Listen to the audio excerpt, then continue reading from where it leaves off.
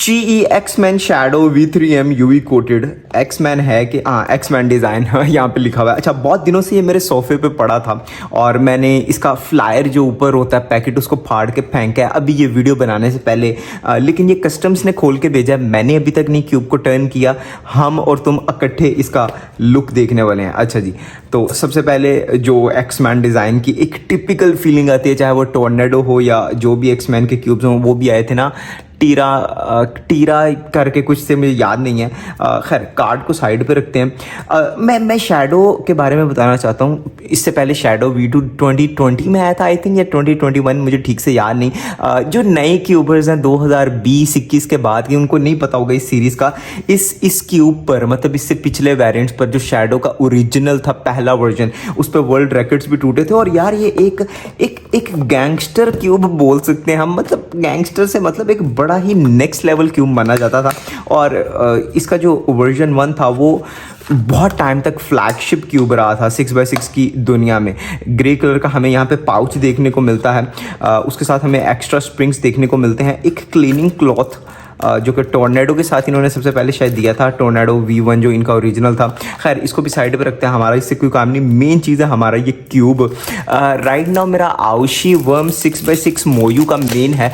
देखते हैं क्या ये क्यूब, ओह हो, आई थिंक मेरा यूवी कोटेड 6x6 पहला है ज़िंदगी का। और इसको पकड़ के मोयू के आउचोंग V6 वाली फील आ रही है, मुझे नहीं पता क्यों, लेकिन ऐसा लग रहा है मैंने 5x5 होल्ड किया हुआ है। मेरे पास में ही एक 6x6 पड़ा हुआ है MGC का, वो इससे थोड़ा सा बड़ा है। अगर मेरे पास कोई 5x5 पड़ा हो तो उससे हम कंपेयर कर सकते हैं। मोयू आउचोंग वर्म 5x5 के साथ कंपेयर कर रहा हूँ, इससे भी थोड़ा छोटा है, जो कि एक अच्छी चीज़ होने वाली है। टोर्नेडो का हमें लोगो देखने को मिलता है फर्स्ट टर्न्स। अच्छा, सैंडी फील आई मुझे पहली टर्निंग में। दूसरी टर्निंग में जो टर्न करता जा रहा हूँ, टर्न्स एफर्टलेस होते जा रहे हैं। Parity algorithm, to be honest, आउशी वर्म में मैंने वेट 5 इतना ज़्यादा डाल दिया हुआ है कि वो आज तक ब्रेक ही नहीं हो पाया। अब मैं इस क्यूब के बारे में क्या कह सकता हूँ, मुझे कुछ ठीक से समझ नहीं आ रहा। बहुत एफर्टलेसली टर्न हो रहा है, एक सेकेंड।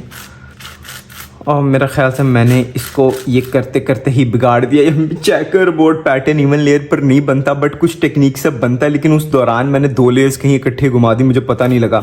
इसमें से एक टिपिकल, मैं टोर्नेडो वाली फील बोल नहीं सकता, लेकिन एक X-Men वाली फील बोल सकता हूँ, क्योंकि X-Men का एक 7x7 भी आया था ची का, जहाँ तक मुझे याद पड़ता है। तो ये काफ़ी सिमिलर होने वाले हैं और मुझे ऐसा लग रहा है सेटअप के बाद ये मेरा मेन बन सकता है। अभी बहुत एफर्टलेस टर्न्स है। बिग क्यूब्स में कभी भी कॉर्नर कटिंग कोई बहुत उस पर ध्यान नहीं देता। बिग क्यूब्स में कॉर्नर कटिंग देखना शायद मेरे ख्याल से पागलों का काम है। नहीं यार, सॉरी, रिस्पेक्ट करना चाहिए, लेकिन कोई तुक नहीं बनता, क्योंकि बिग क्यूब्स में कॉर्नर कट्स मेरा नहीं ख्याल इतने काम आते हैं। आपको एक्यूरेट टर्न ही करना पड़ता है, चाहे आप कितना भी अच्छा क्यूब यूज़ कर रहे हो। लाइक यार, एच पम्प कितना एफर्टलेसली हो पा रहा है। तुम लोग ये आवाज़ सुन रहे हो, मैं सोच रहा हूँ इसको अगर हमने सेटअप कर दिया तो ये किस लेवल पर जा सकता है। खैर, फिलहाल सेटअप वेटअप की बातें काफ़ी हो गई। मेरे ख्याल से अभी के लिए हमें इस पर फर्स्ट टर्न्स की ज़रूरत, फर्स्ट सॉल्व की ज़रूरत है यार। आज मैं पहली दफ़ा दिन के 11 बजे वीडियो बना रहा हूँ, नहीं तो मैं रात के 11 बजे यूजुअली बनाने वाला बंदा हूँ, तो शायद इसलिए दिमाग घुमा हुआ है।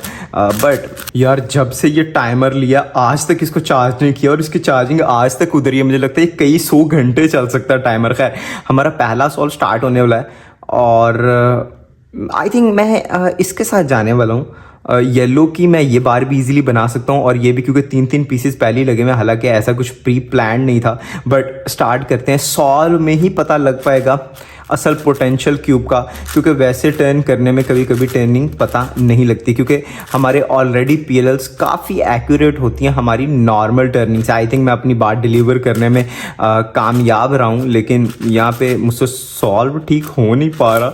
मुझे उम्मीद नहीं थी कि इतना घटिया काम शुरू में ही मेरे साथ हो जाएगा, लेकिन कोई नहीं। मैं यहाँ पे 2 बार्स को बना के डायरेक्टली ऊपर इंसर्ट कर रहा हूँ। मुझे एक सेकंड, 3rd बार मैं यार ये लास्ट बार बना लूँ वाइट की।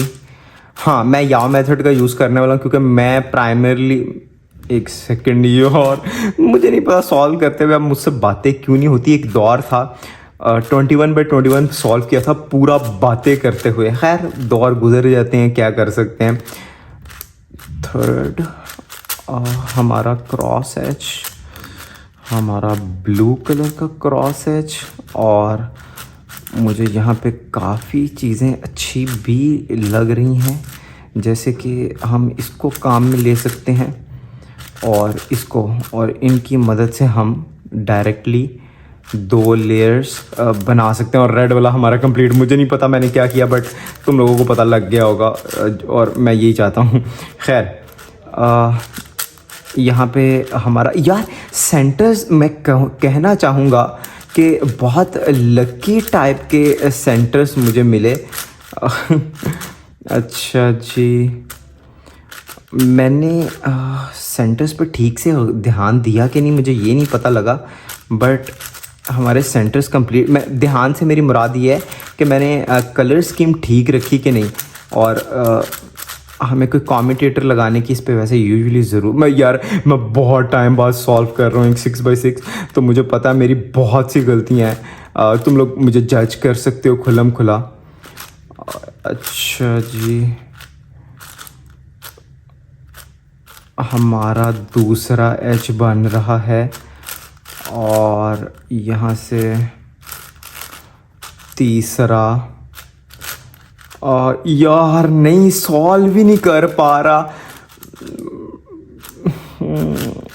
मैंने जो एक एज बनाया वो भी पैरिटी, उसमें मतलब मैंने फ्लिप साइड वाले विंग्स कर दिए, नहीं हो ही नहीं रहा, सॉल्व हो ही नहीं रहा। मजाक नहीं कर रहा मैं, मतलब कि इतना ज़िंदगी में क्यूबिंग से ब्रेक ले लिया है, क्यूबिंग छोड़ ही दी है एक तरह की, तो होएगा क्या यार, क्या बनेगा आगे आगे।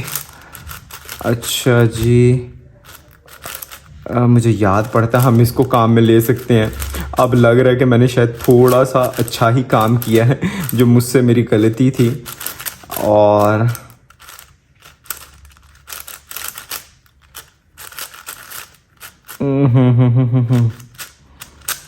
ओह, मिडल लेयर के मैग्नेट्स बहुत स्ट्रॉन्ग है। मैंने अभी ये चीज़ को ऑब्जर्व किया, 3 मिनट 18 सेकेंड्स, और ये मेरे लिए बहुत बुरा टाइम है टू बी ऑनेस्ट, लाइक बहुत घटिया यार। हाँ, लेकिन बात करूँ आउटर लेयर्स बहुत मक्खन है, लेकिन मुझे फील हुआ मिडल लेयर्स के मैग्नेट्स बहुत स्ट्रॉन्ग है जब मैं PLL पैरिटी करना शुरू हुआ। जबकि हालांकि एजेस को पेयर करते हुए मुझे ऐसा फील नहीं हुआ, लेकिन मुझे PLL पैरिटी करते हुए ये फील हुआ।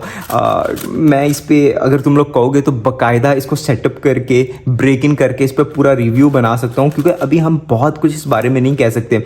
शैडो V2 जो था वो बहुत स्लो लगा था लोगों को, तो कुछ लोगों ने रिकमेंड किया था कि आप इस पर 600-700 सॉल्व करो। मैंने ये खुद सुना है कुछ क्यूबर्स के मुंह से, बहुत से सॉल्व करो। एक बंदे ने कहा था 600 सॉल्व करने के बाद मैं उसकी जो सही वाली टर्निंग है वो समझ पाया। मतलब इतने सॉल्व करने के बाद क्यूब ब्रेक इन हुआ और क्यूब अपनी असल टर्निंग को अचीव कर पाया। तो ब्रेक इन करने की ज़रूरत होती है, सेटअप करने की ज़रूरत होती है। ये सिर्फ कुछ फर्स्ट इंप्रेशंस होते हैं जो अनबॉक्सिंग में होते हैं, और वो यही थे। मुझे मतलब आउटर लेयर्स मुझे बहुत मज़ेदार लगी। इनर लेयर का मैग्नेट मुझे थोड़ा सा ये अंदर वाली लेयर का स्ट्रॉन्ग लगा। एफर्टलेस टर्निंग है। अभी मैं क्यूब को एंजॉय कर रहा हूँ। मेरा मेन नहीं तो बैकअप मेन तो पक्का है, लेकिन ऑब्वियसली कौन यार इतने सॉल्व करके ब्रेक इन करे। बाकी क्यूब लेना और डिस्क्रिप्शन में लिंक मिल जाएगा, ये वीडियो देख जाना। लाइक शेयर कमेंट करना और शेयर कर दो दोस्त को, कुछ नहीं होता। हमने अपलोड करना छोड़ दिया, फिर भी कर दो यार शेयर, सब्सक्राइब यार।